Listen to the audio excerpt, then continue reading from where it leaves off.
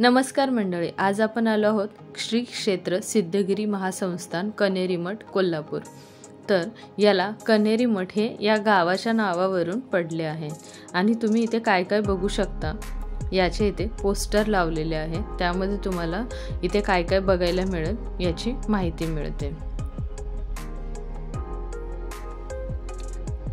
आणि सर्वात मेन म्हणजे इथे तिकीट खूप कमी आहे।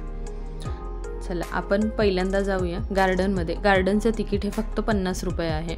सिद्धगिरी डिवाइन गार्डन इतकं सुंदर पद्धतीने बनवलेलं आहे ना हे गार्डन, खरंच प्रत्येकाने एकदा नक्कीच बघायला पाहिजे। इथे सर्व प्रकारची फुलझाडे दाखवण्यात आलेली आहेत। सर्वात आधी इथे तुम्हाला जास्वंदीची बाग किंवा वेगवेगळ्या प्रकारच्या जास्वंदीची झाडे बघायला मिळतात। यामध्ये सर्व प्रकारच्या जास्वंदीची झाडे आहेत। पलीकडच्या साईडला अष्टविनायक दाखवलेले आहेत।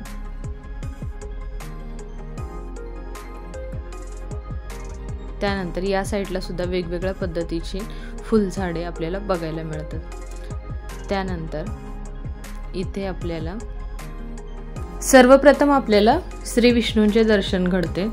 श्री विष्णूंची खूप सुंदर अशी मूर्ती बनवलेली आहे। त्यानंतर पुढच्या साईडला श्री नारायणांची खूप सुंदर अशी मूर्ती बनवली आहे। त्यानंतर पुढे महादेवांची खूप सुंदर अशी मूर्ती बनवलेली आहे।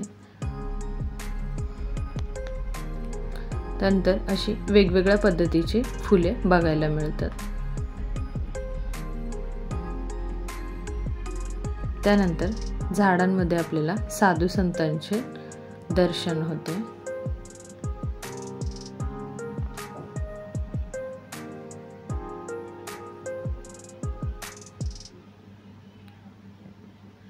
संत ज्ञानेश्वर आणि तुकाराम माऊलींचं दर्शन घेतल्यानंतर पुढे आपल्याला विठ्ठल रुक्मिणींचं सुंदर असं मुख बघायला मिळतं।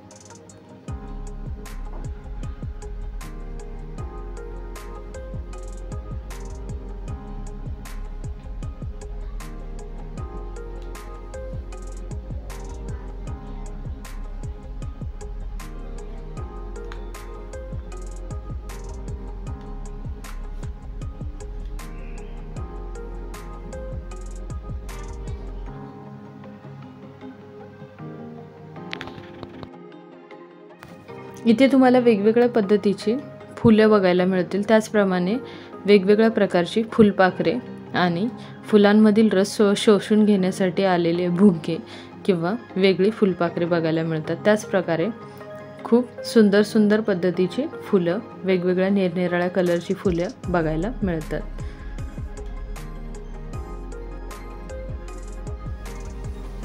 इथे तुम्हाला खूप अशी वेगवेगळ्या प्रकारची झाडे बघायला मिळतील।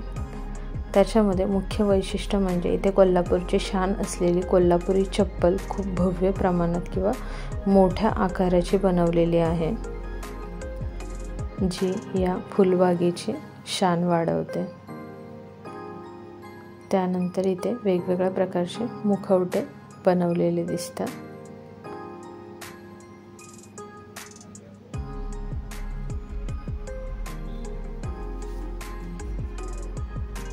त्यानंतर नंदी, पुढे भूमिती गार्डन, इथे एक छोटासा तलाव बनवलेला आहे। त्याच्यामध्ये वेगवेगळ्या पद्धतीने पाणी एकमेकांमधून कसं खाली पडतं हे दाखवण्यात आलं आहे, पण तेव्हा हे चालू नव्हतं, बंद असल्यामुळे एवढं प्रॉपर पद्धतीने ते बघता नाही आले।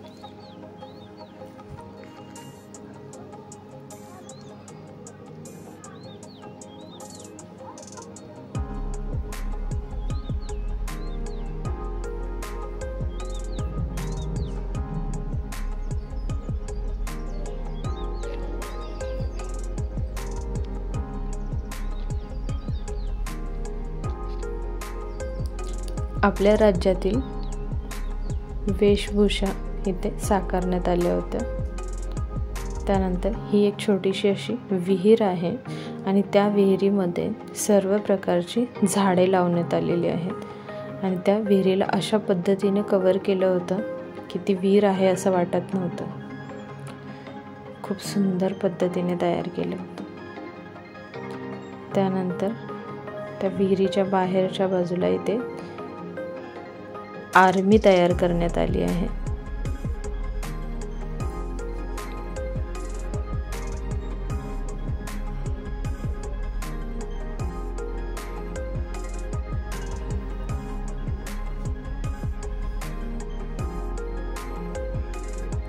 त्यानंतर इथे फुलपाखरे उद्यान आहे.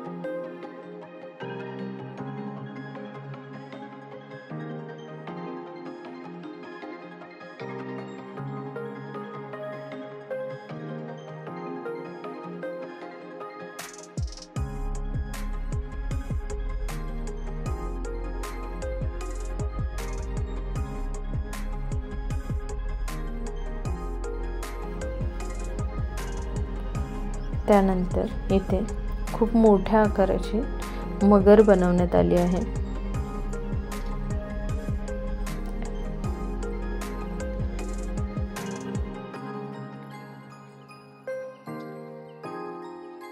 या मगरीच्या आतमध्ये सुद्धा खूप छान छान प्रकारचे झाडे लावण्यात आली आहेत.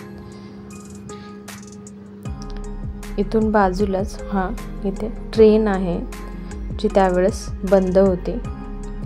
ट्रेनचं काम चालू होतं त्यामुळे.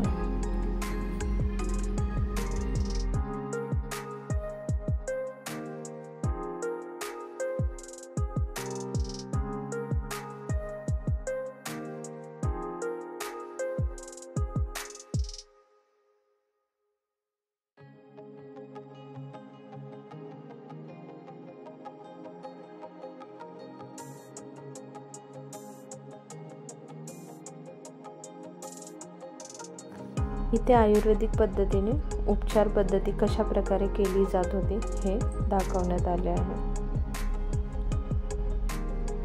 खरोखर या मूर्ती जिवंत असल्यासारख्या भासतात.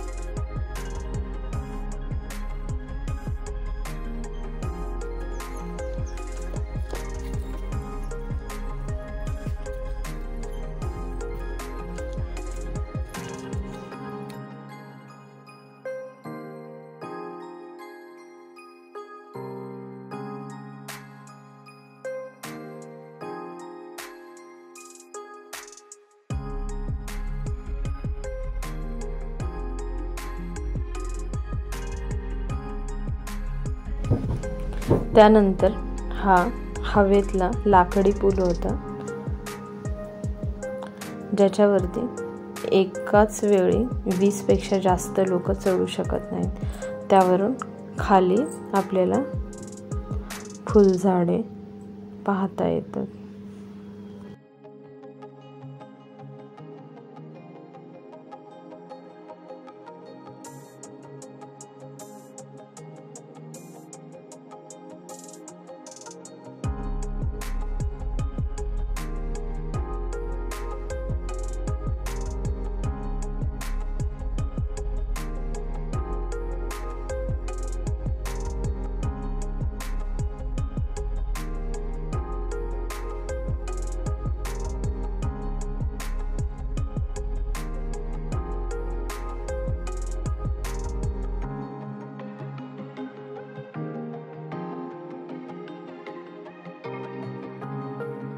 इथे फुलझाडांमध्ये वाद्य तयार करण्यात आले आहे। यामध्ये तुम्हाला गिटार, तबला अशा प्रकारचे वाद्य दिसतात।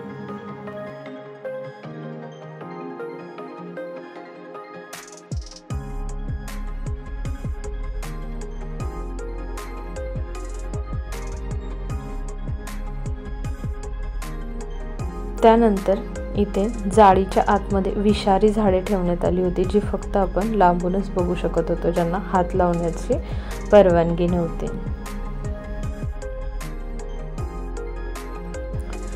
त्यानंतर इथे छोटासा सरोवर बनवलेला आहे, त्याच्यामध्ये आपल्याला पार्वती, महालक्ष्मी आणि सरस्वतीच्या सुंदर अशा 3 मूर्त्या दिसतात आणि याच पाण्यामध्ये कमळ सुद्धा उमललेले होते आणि इथून वरून पाणी खाली पडत असते, पण त्यावेळेस ते पाणी बंद होते। त्यानंतर झाडात सुंदर असा बनवलेला मोर, परत सप्तर्षी मंडल म्हणजे ऋषी मुनींचे मूर्त्या खूप सुंदर पद्धतीने बनवण्यात आल्या होत्या।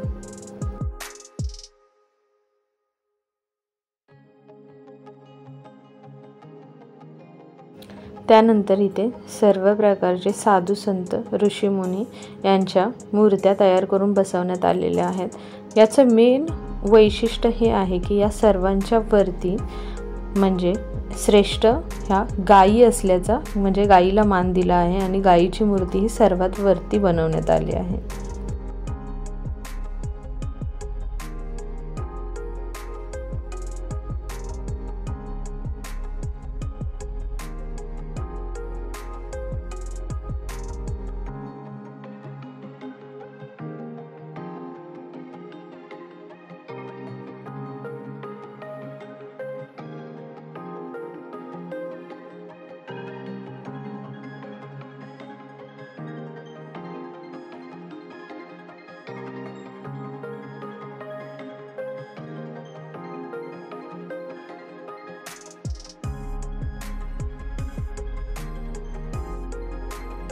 इथे ऋषी मुनी वेगवेगळ्या पद्धतीचे आसने करताना आपल्याला दिसत आहेत।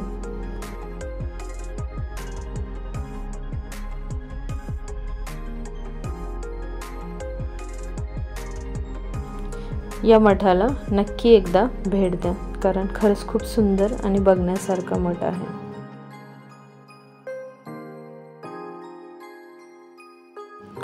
त्यानंतर हे दगडांचे बनवलेले कुंपण हे खरंच खूप सुंदर होते।